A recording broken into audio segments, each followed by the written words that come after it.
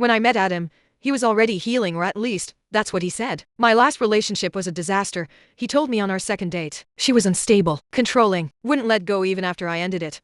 I nodded sympathetically, the way we're all trained to, because we've all heard about the crazy ex, and I wanted to believe him. He was charming, attentive, the kind of man who remembered your coffee order and noticed when you changed your nail color. We clicked faster than I ever had with anyone, and when he told me he'd never felt this safe with someone before, I melted, because who doesn't want to be someone's calm after the storm? The first red flag was so subtle, I almost missed it. We were at a cafe when his phone lit up. He flipped it over instantly. I caught a glimpse of the contact name.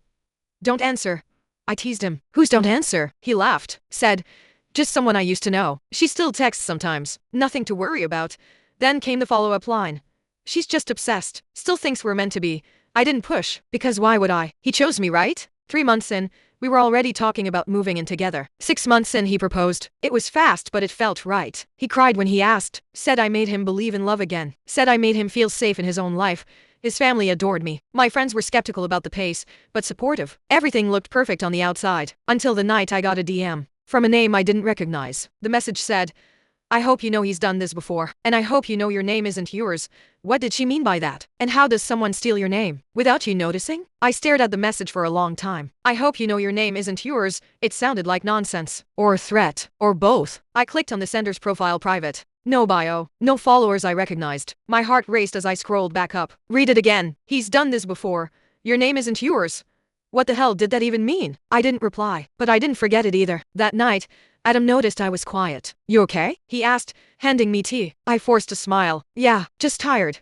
He kissed my forehead, but something shifted in the way I looked at him. For the first time I felt watched. Over the next few days, I started searching. First just out of curiosity, then obsession. I googled his name, Adam plus ex-girlfriend plus drama plus anything. Nothing came up, but on a hunch, I dug into old email chains we used to share. Way back when we were planning a weekend trip, he had forwarded me a hotel confirmation. Only, the booking wasn't under his name. It was under mine. Except, it was dated 6 months before we even met. And the email it was sent to also had my name, first and last. Same spelling, but not my email address. And definitely not me. My throat went dry. I opened the guest account on his laptop, something he never let me touch. To my surprise, it was still logged into an old email account. Not his, not mine, but someone else's. I clicked on the inbox. Hundreds of emails, bank alerts, delivery notifications, doctor appointment reminders, all addressed to a woman with my name. And in the sent folder, photos, reservations, hotel bookings, Spotify playlists, birthday wishes, all sent from him. There was even a contact card, under my love,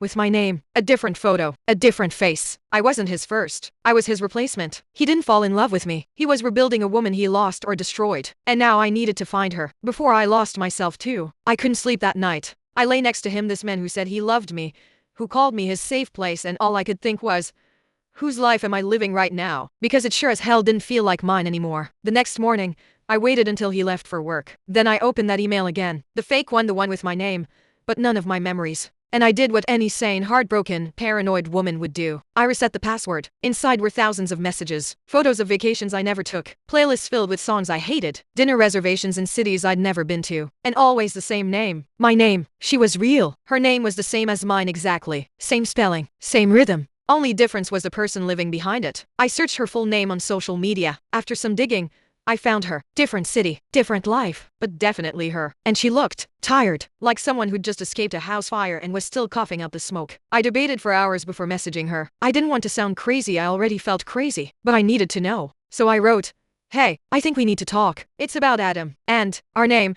She saw it within minutes. No typing bubble, no reply, just silence. Then, 3 hours later, one line came back. You're not the first, but maybe you'll be the last. My blood ran cold. What had he done to her, to us, that she couldn't even say it out loud? And why did I get the feeling he wasn't finished yet? She agreed to meet. Public place. Neutral. No makeup. No small talk. Just 2 women with the same name and the same ghost behind them. She sat across from me, looked me in the eye, and said, so, how long did he wait to tell you I was crazy? I froze. 3 weeks, I said. She smirked. Told you. You're not the first. Her name was Leela too. Not a nickname. Not a middle name. Her actual legal name, same as mine. They dated for over a year. He made her feel like the sun, then slowly, like a black hole. He studied me, she said, mirrored me, said things before I even told him, made me feel known.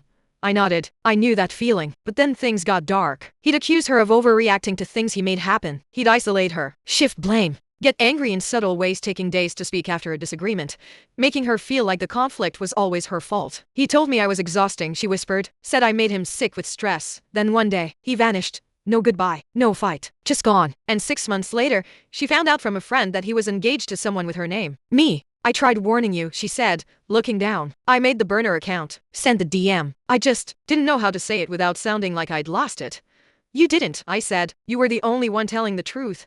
We sat in silence after that. Two strangers, tied together by the same man's script. And as I sat there, I realized he didn't love either of us. He loved control. He loved familiarity. He loved building a perfect woman piece by piece so he'd never have to face one that had her own mind. Now that I knew the truth, the question wasn't whether I'd leave. It was whether I'd let him walk away untouched. When I got home that night, he was waiting for me. Dinner on the table. Wine poured. Music low. Where were you? He asked gently. I stared at him, this man who had choreographed my entire life like a stage play. Even now, he had the lighting right. I met her, I said. He blinked, then tilted his head, confused. Her who? I didn't answer. I just slid my phone across the table. On the screen, a photo of me and Leela, the other Leela, side by side at the caf. His face drained. Why are you doing this? He asked, voice shaking. And that's when I saw it.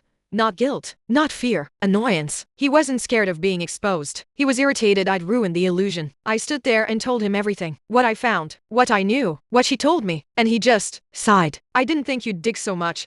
You were supposed to be different. That line hit like a slap. Different from what? I asked. He didn't answer. He didn't need to, because I finally really saw him for what he was.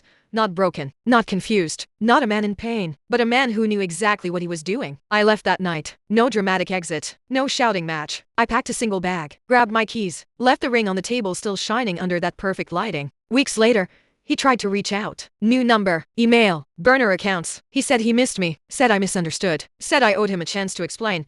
I didn't respond, but I did send one thing. A copy of the email chain, the one I compiled with the other Leela. Screenshots, evidence, voice notes, patterns. IBCD his new job, his sister, and his ex, another woman we found, whose name he hadn't borrowed, but whose life he still tried to control. Then I blocked him, everywhere, because this time, I wasn't disappearing. He was. I changed my name last month. Not legally, just online, quietly. For me, I don't need to erase who I was, but I also don't need to carry the name he turned into a template. My name is mine now. My story is mine, and no one gets to rewrite it but me.